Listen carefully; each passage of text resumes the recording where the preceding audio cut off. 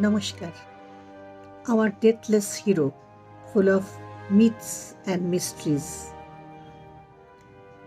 Today, it may not be a proper storytelling session because it is really difficult to narrate the life of such great personality. Let me narrate some salient features of his life. Let me start from the last. Let us have the story of INA trial. What happened? Who are the INA trial victims? Colonel Prem Sehgal, Colonel Gurubakh Singh Dhillon, and Major General Shahnawaz Khan. Earlier they were in British India Army, but they left it and joined INA. I am starting from the last. Now, INA trial started in Red Fort and it concluded in 1945 November, end November. Shahnawaz Khan, he remembered, when Netaji arrived in Singapore, I watched him very keenly. I heard a number of his public speeches which had a profound effect on me. It will not be wrong to say that I was hypnotized by his personality and his speeches. He placed the true picture of India before us, and for the first time in my life, I saw India through the eyes of an Indian. Shahnawaz Khan, he was from a Punjabi Muslim family of Rawalpindi. Now, what is interesting, if Bose has hypnotized the INA in 1943, the hypnotism of the INA has cast its spell upon us. The hypnotism of the INA has cast its spell upon us. Who told? No other than Gandhiji, recorded in 1946. Now, against this INA trial, there was huge, widespread civilian anger and overwhelming opinion because these three, they were considered the brightest jewels of India. The INA trial concluded on the last day of 1945. The court sentenced the three INA officers to deportation for life. Exactly the same verdict as the one imposed on the last Mughal emperor Bahadur Shah Zafar in 1858. But there was a twist in the story. The Commander-in-Chief of British India Army issued an order commuting the sentences and setting the three Red Fort prisoners free. Why free? Because they thought that it will lead to chaos in the country at large and probably to mutiny and dissension in the army, culminating in its dissolution. Though the INA failed in their immediate objective, Gandhiji noted they have a lot to their credit of which they might well be proud. The greatest among these was to gather together under one banner men from all religions and races of India and infuse into them the spirit of solidarity and openness to the utter exclusion of all communal and parochial sentiment. Let us go back, flashback. He resigned from Indian civil services, but he completed his study from Cambridge University in philosophy and came back to India. But he was very much eager to meet Gandhiji. Indian national struggle, that time it was in its full swing under the charismatic leadership of Gandhiji. Netaji went to Mani Bhavan in Bombay. Mahatma Gandhiji sat in a hall fully covered by Indian carpet. He was surrounded by his followers. All wore khadi, hand-spun, hand-woven. Subhash Chandra Bosu with full apology, made Gandhi because he was in Western attire. He was coming straight from Europe.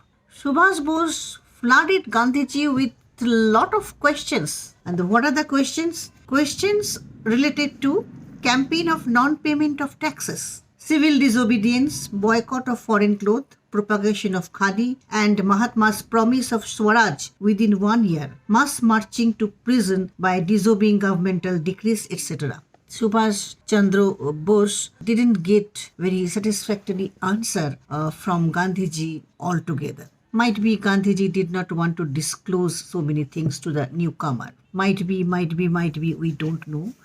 But what happened? Gandhiji's vague responses to the questions and a deplorable lack of clarity. These are the words. And one thing was clear after very first meeting between Gandhi and Bose.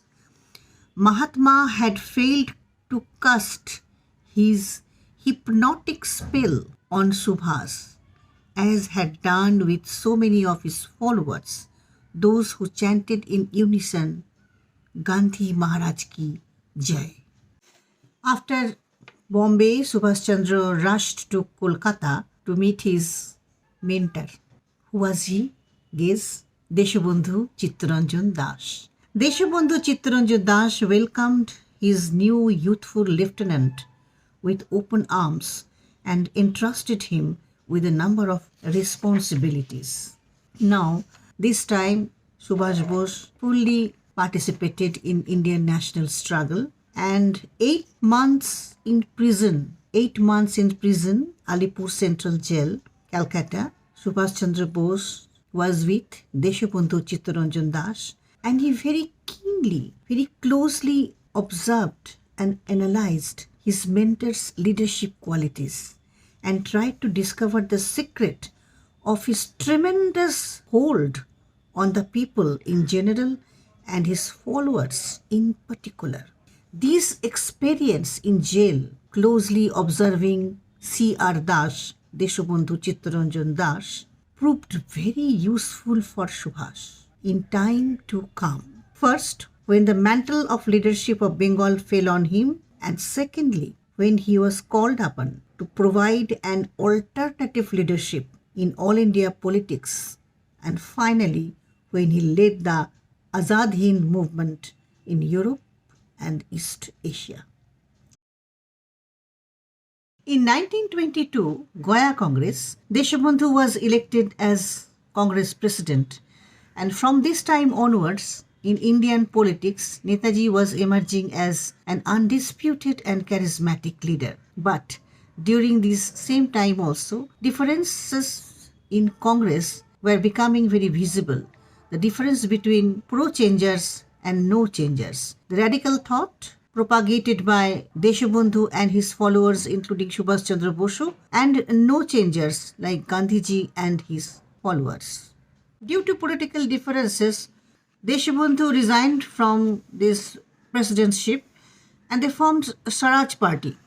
The Swaraj Party is gaining strength and they won Calcutta municipal election. Deshabandhu became the mayor of corporation, Subhash Chandra Bose as chief executive officer, and Shahid Suravardi the deputy mayor. They became very popular, they were working very well, but ultimately Subhash Chandra Bose was imprisoned and finally he was sent to Mandalay.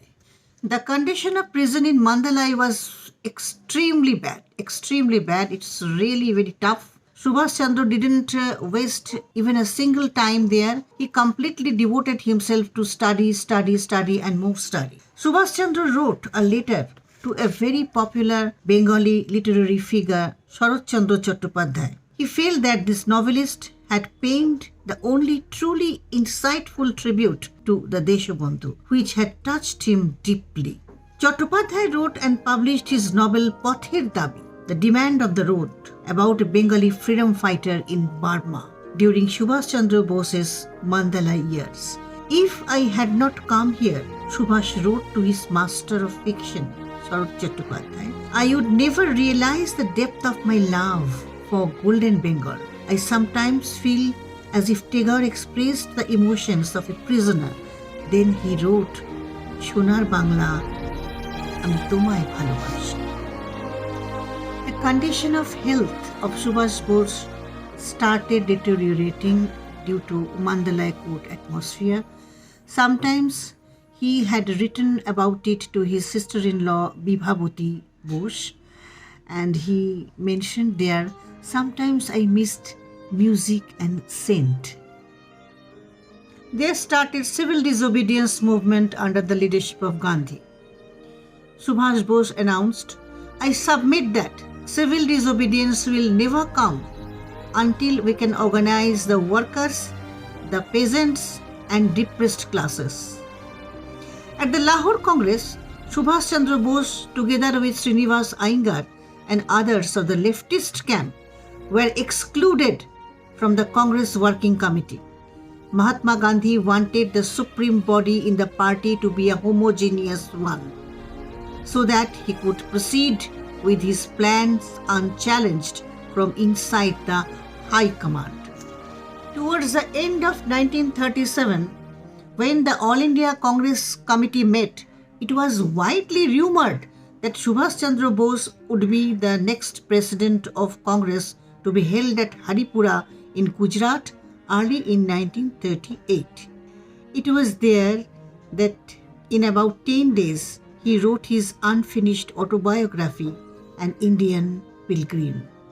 In a meeting with Rajani Pamdat of the British Communist Party in London, Subhash Chandra set forth clearly the role of Indian National Congress in the next stage of the national struggle. He said that the next stage there would be further growth of mass consciousness at an increasing tempo. He clearly mentioned, we in India wanted our national freedom, and having won it, we wanted to move in the direction of socialism.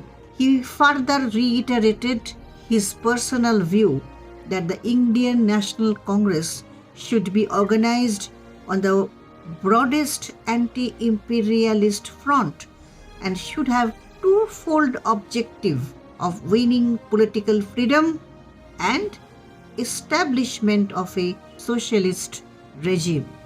Haripura Congress under the presidentship of Subhash Chandra Bose was a big triumph because in 1922, Deshabandhu was elected as president of Congress, and after that, in 1938, Subhash Chandra Bose was elected as a president in Haripura Congress.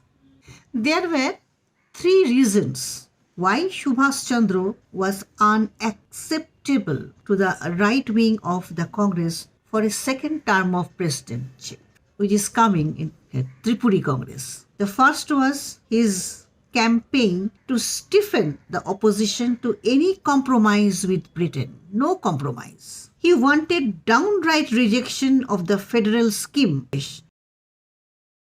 and no bargaining at all on the score.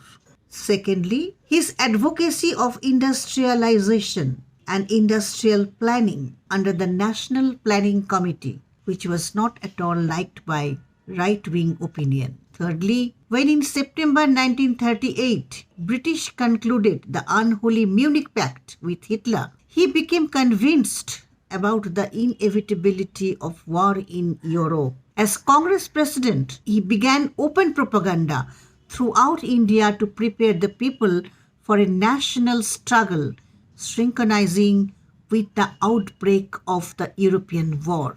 This move, though immensely popular among the people, was not liked by the right wing, who did not want to be disturbed in their ministerial and parliamentary work. Thus, towards the end of his term as president, the breach between Subhash Chandra Bose and the right-wing leaders of party widened. So when Subhash Chandra announced his decision to contest for a second term of Congress presidentship, it was immediately disapproved by the majority of the then Congress leadership. Pattavi Sitaramaiah, a nominee of the right wing, was set up against Subhash Chandra with the blessings of Mahatma Gandhi. And Gandhi, during the contest, remained silent. But after the results were announced, he acknowledged Sitaramayya's defeat as his own defeat. Jawaharlal Nehru was evidently quite unhappy at the turn of the events and remained more or less neutral, although such neutrality to Subhash Chandra amounted to opposition.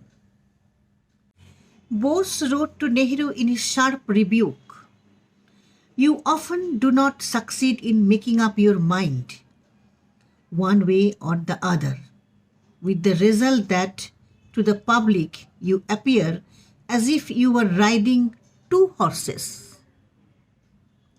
Subhash Chandra Bose tendered his resignation to Mahatma Gandhi.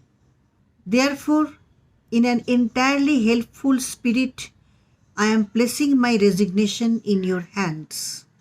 And this resignation marked the end of one very significant chapter in Subhash Chandra Bose's life and the beginning of a new one in his quest for India's freedom. During our discussion relating to periodical development of Netaji Subhash Chandra Bose's life and personality and national struggle from 1921 to 1938, in between a brief period from 1933 to 1936, Subhash Chandra Bose was in Europe. His exile in Europe mainly due to his health condition, but Subhash Chandra took upon himself the role of unofficial ambassador of Indian nationalism there. Though his work started in Austria, he extended his activities to other countries in Europe, namely Czechoslovakia, Poland, Hungary, Italy, Switzerland, Germany, and France. Subhash Chandra expressed his disgust and disappointment with the policy of Nazi Germany.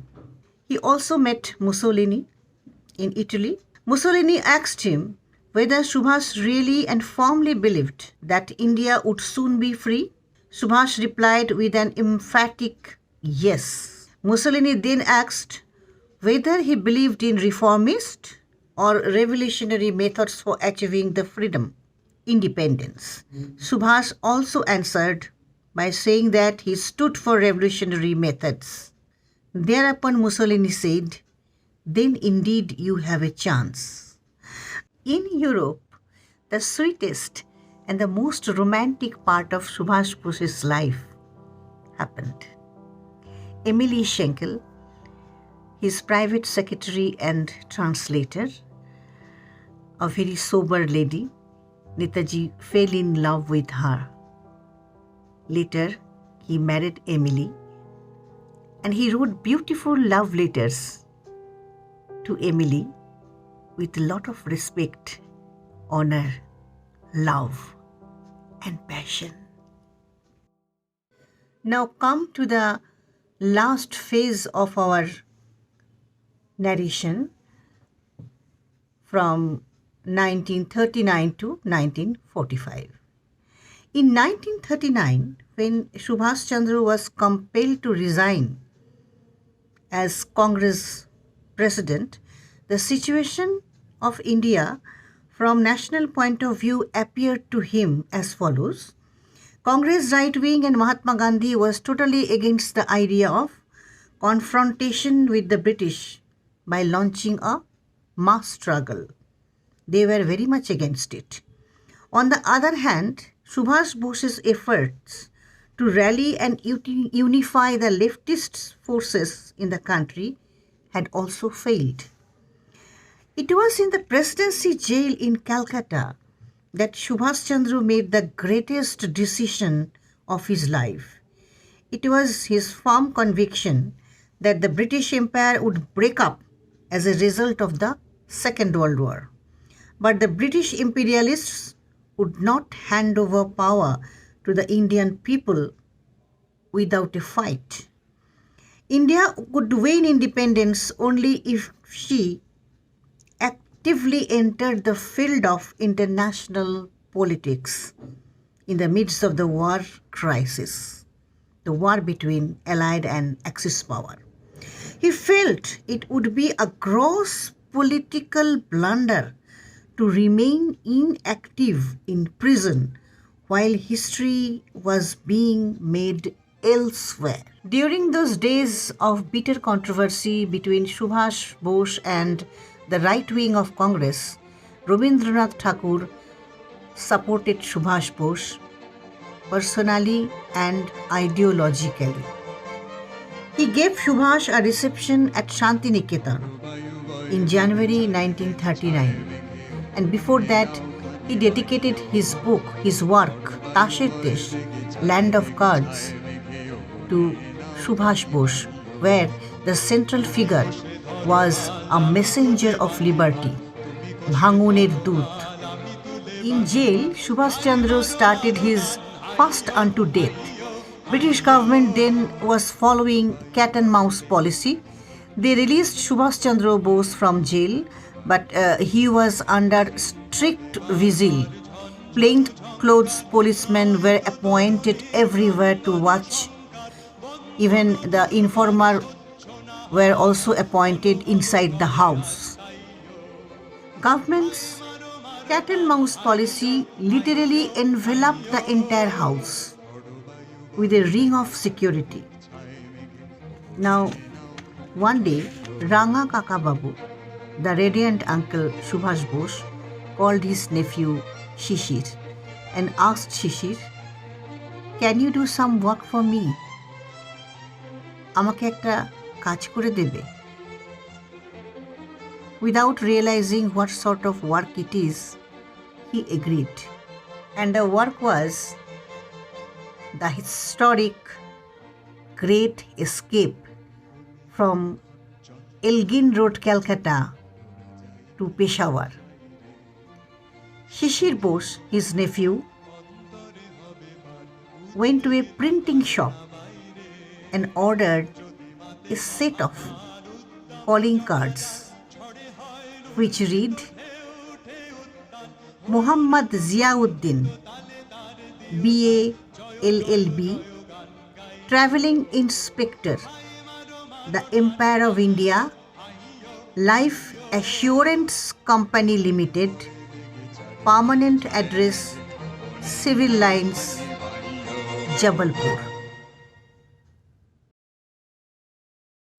The news of Subhash's disappearance was published in two friendly newspapers, the Anandabazar Putrika and the Hindustan Standards, on the morning of January 27th. It was then picked up by Reuters and transmitted to the world, leaving British intelligence officers embarrassed and bewildered. The police arrived in force at Elgin Road House and started questioning everyone. One agent reported that Subhash Bose had left his home on January 25 for Pondicherry to join his old friend Dilip Kumar Roy in religious seclusion. For the next 45 days, living in most inhospitable surroundings and always in fear of being spotted by Afghan police or British agents, Subhash had the most trying time. The position was that Subhash Chandra had to start from scratch and find some means of leaving Kabul as speedily as possible to avoid capture. India's condition was very volatile that time. The time was for Quit India movement and Gandhiji's clarion call, do or die. Congress, interestingly, under the leadership of Mahatma Gandhi, rejected the so-called Cripps Mission proposals for a wartime compromise without independence. Netaji somehow managed to leave Kabul and met Adolf Hitler for the first and the last time at the end of May 1942.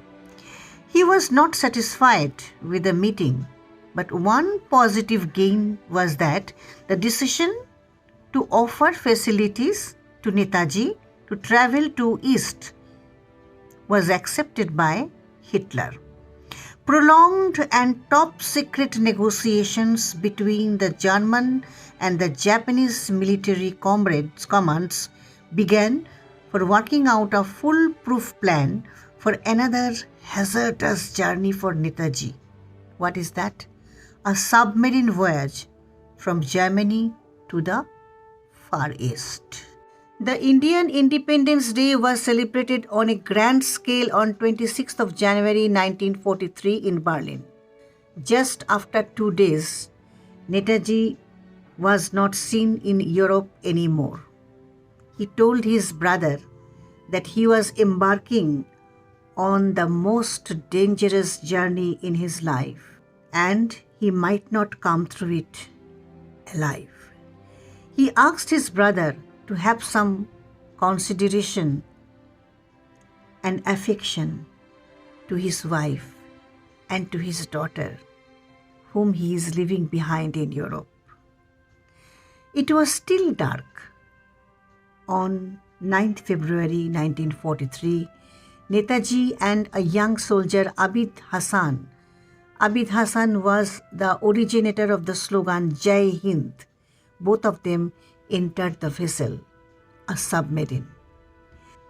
During the long submarine journey, Netaji completed plans of his upcoming encounter with the leaders of Japan first, and then prepared his mind about the principal task that lay ahead of him. What is that? To carve out the heterogeneous mass of Indians in East Asia, a united, disciplined, and militant organization to give fight to Britain. Charisma of Bose or magic of Bose worked on Premier Tojo in Japan, and Premier Tojo made an official declaration affirming full and unqualified support to the cause of India's complete independence. This was the first and the only declaration of its kind by the head of the state of a foreign power during World War II.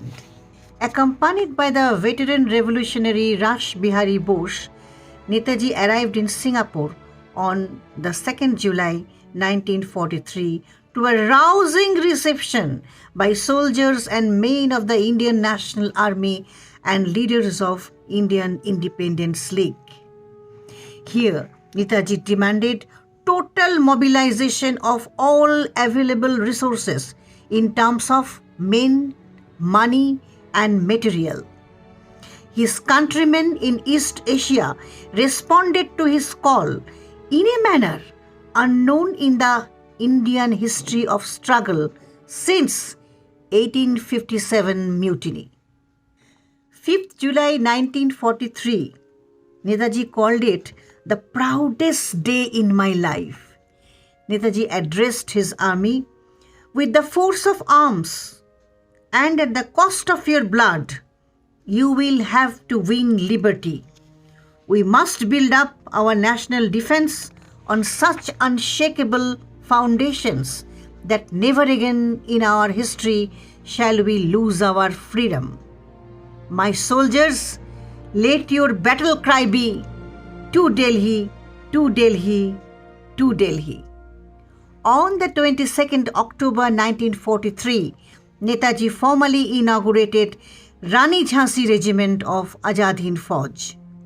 This fighting unit of India's women warriors was a concrete expression of Netaji's belief in the equality of men and women and his determination to give to women equal and full opportunities in every department of life and human endeavor.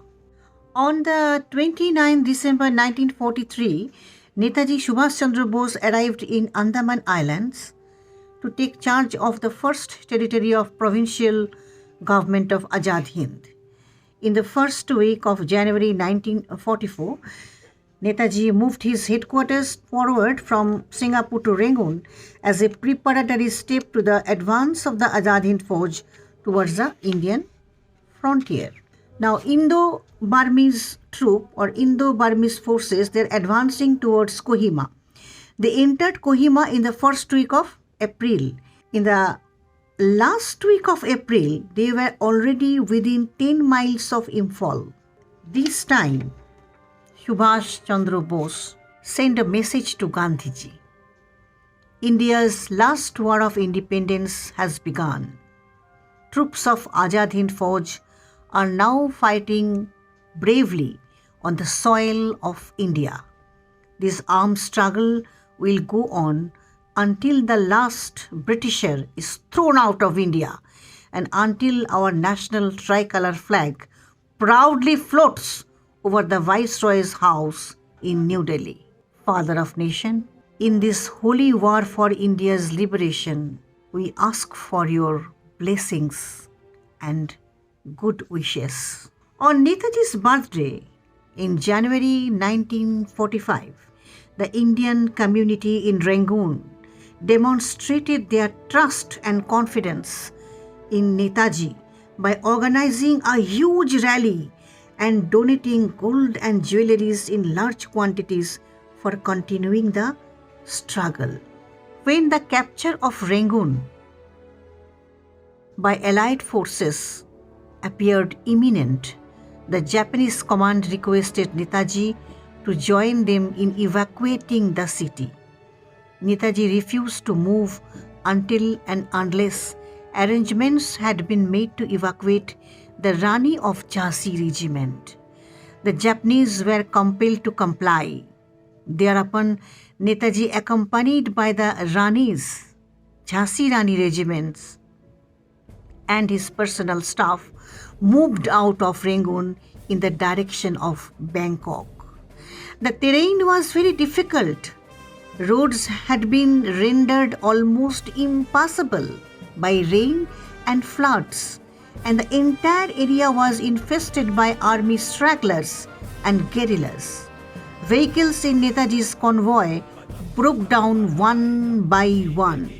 He had therefore to march miles and miles in the company of the brave women soldiers and his personal staff.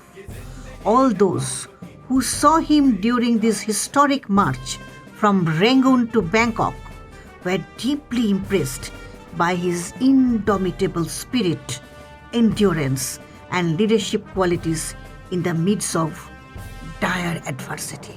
The last journey. At Saigon, Netaji was put on a heavy Japanese bomber plane carrying some Japanese army officers to Tokyo. There was only one seat more. Netaji took Habibur Rahman with him. As soon as the plane took off, Habibur Rahman heard a loud sound like an explosion, and one of the plane's twin propellers detached and fell off. The plane crashed to the ground and fire immediately engulfed its front section.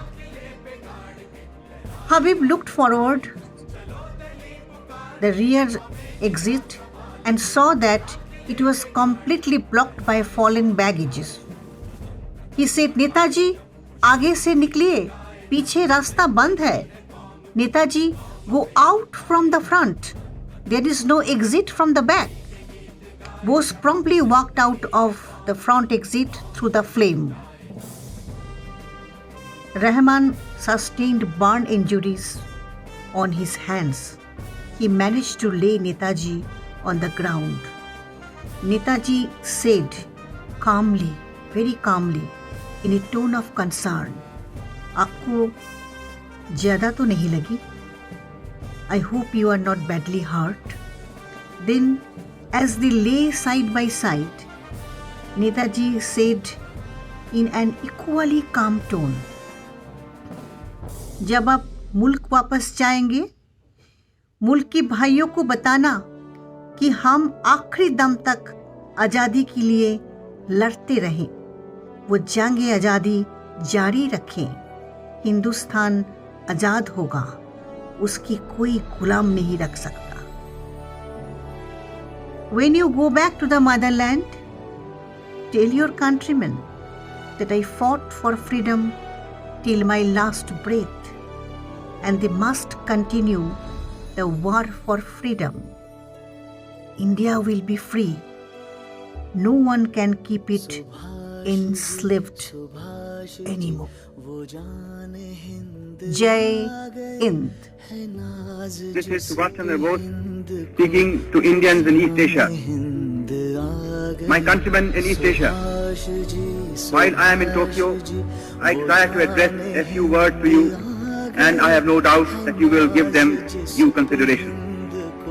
In the first place, I desire to thank you most heartily for the warm and enthusiastic welcome that you have given me on the occasion of my public appearance in East Asia.